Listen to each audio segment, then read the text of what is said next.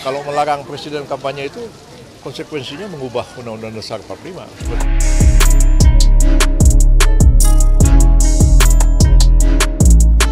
Ini kan hak demokrasi, hak politik setiap orang.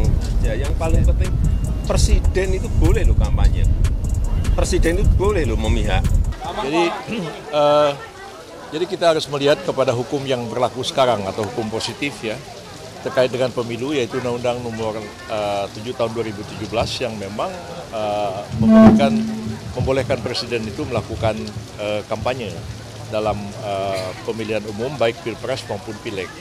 Dan ini sesuatu yang didasarkan kepada Undang-Undang Dasar 45 sendiri, karena UUD 45 itu presiden itu boleh 2 periode kan. Dan kalau periode pertama dia terpilih presiden, dia maju periode yang kedua kan mau tidak mau dia harus kampanye. Kalau dilarang kampanye gimana caranya?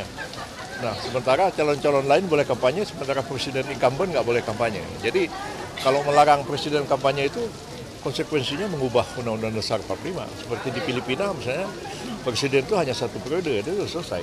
Nah, yang kedua juga, undang-undang yang berlaku sekarang ini memberikan kesempatan kepada presiden untuk melakukan kampanye, baik mengkampanyekan dirinya sendiri maupun mengkampanyekan orang lain, maupun kampanye pileg.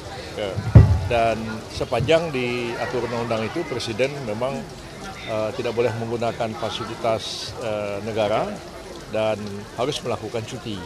Nah, tidak menggunakan fasilitas negara itu ada ketentuan khusus juga, misalnya pengamanan pribadi presiden dan kesehatan presiden itu tetap menggunakan standar protokol yang diatur oleh negara. Hal-hal yang lain tidak boleh menggunakan fasilitas negara. Yang kedua harus cuti. Untuk cuti ini gimana caranya? Cuti nanti Pak Jokowi minta izin pada dirinya sendiri itu nggak perlu, karena praktek yang dilakukan di Seknek selama ini adalah kalau presiden itu bertugas ke luar negeri, dia akan mengeluarkan kepres, ya, memberikan tugas kepada wakil presiden untuk melaksanakan tugas presiden sehari-hari karena presiden sedang pergi ke luar negeri. Jadi seperti itu juga dikeluarkan kepres menugaskan wakil presiden melaksanakan tugas-tugas presiden sehari-hari karena presiden akan melakukan kampanye tanggal sekian sampai tanggal sekian. Jadi persoalannya selesai.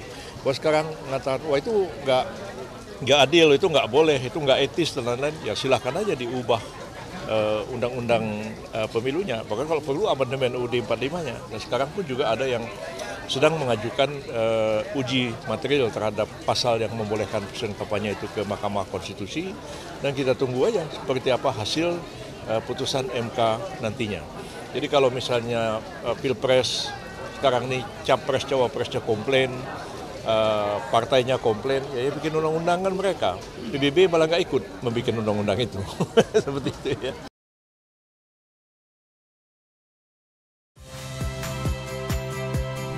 Saya Agin Fridianto.